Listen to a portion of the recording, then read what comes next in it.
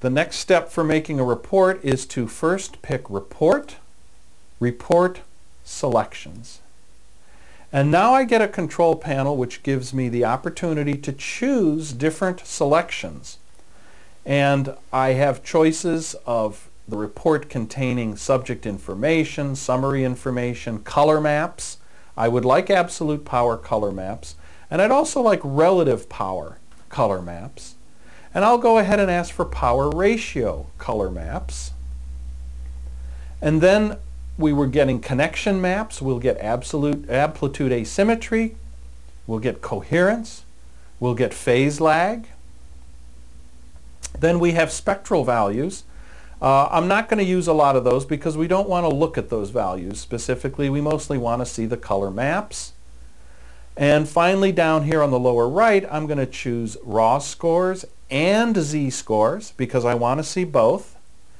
And I'm also going to say I want to see the page numbers. There are additional things we can ask for, such as burst metrics. Under certain conditions, we can get connectivity metrics, but we'll just do a simple report right now. So I'll hit OK, and now the report settings have been taken in.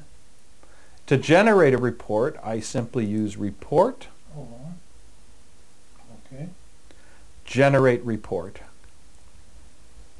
And now we watch the progress as the report is generated. And that is the report now.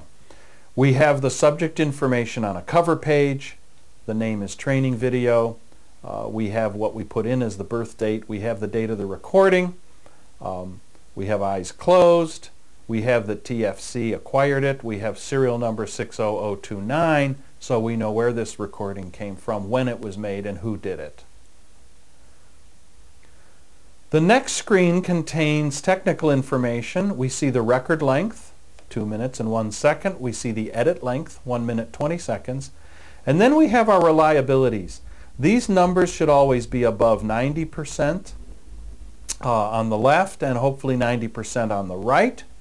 And we see 0.97, 0.98, 0.99, 0.98.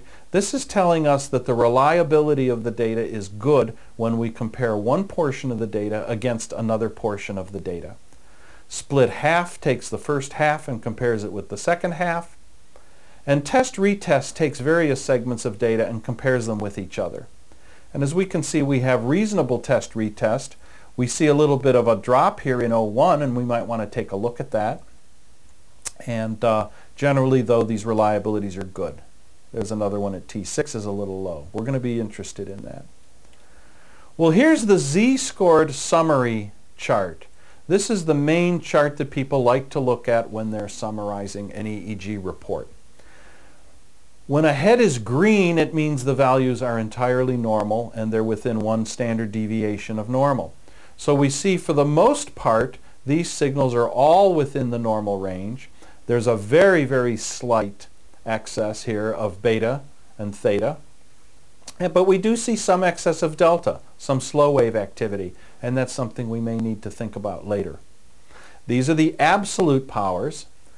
But when we go and look at the relative powers, what we see is those appear much more normal generally. We don't see the same excesses. The excess of delta is much lower in relative power.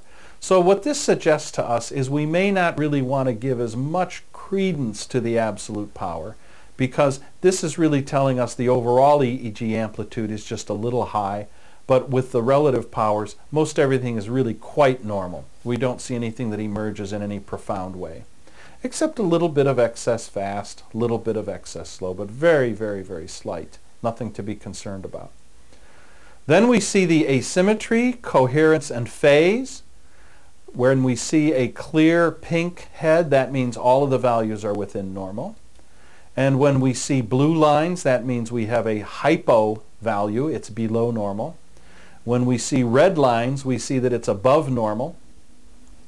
But in this case, there's not a lot to be concerned about. We see a little bit of asymmetry between F3 and F4. And we did see that in the recording earlier. We saw a little more slow wave activity on F3. And also F3 and F4 just looked a little different. So here we're seeing that asymmetry. These coherences are really very little to pay attention to, just a tiny, tiny amount of hypocoherence, again just indicating that this site is just a little more independent of the others. And with phase lag, we again have just a little bit here frontally, and then an interesting thing on T4, this could easily be related to muscle activity. If there was muscle activity on T4, then it could easily show up at this frequency range as a phase lag. The report goes on, and we can spend a lot of time going on it. Here are the absolute power measures, but these are not z-scored. These are FFT absolute power. I'm just showing them because they are available. And then we have the FFT relative power. Again, these are not z-scored, so one would really have to know how to read these. Most people don't. Here's your FFT power ratios. And now we get into z-scored. So here's our z-scored FFT absolute power.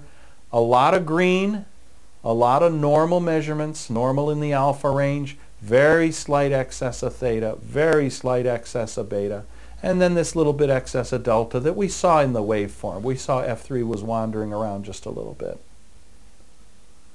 Here's the z-scored FFT relative power. Again, this looks even more normal.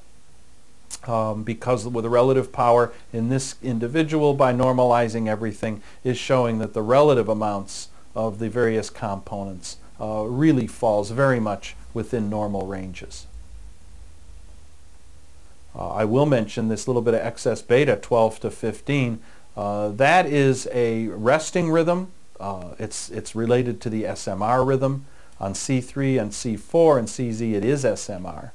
And it's not uncommon to see a little bit of excess beta in people who are professionals, people who may meditate, people who are good at sitting still. If this comes up a little above normal, it's very, very common, and it's not a bad thing at all. Here's the z-scored FFT power ratios, again mostly normal. A little bit of excess delta related to high beta, but nothing to really make note about. Here we have the 1 Hertz bins. Here's the FFT absolute power in 1 Hertz, 2 Hertz, 3 Hertz, 4 Hertz, 5 Hertz, etc. All the way up from 21 Hertz up to 40 Hertz. And here we do see that high frequency stuff that we saw at T3, that muscle buzz. We think it's muscle. There it is. More FFT absolute powers. FFT relative power, 1 Hertz bins. Just showing these for illustration purposes.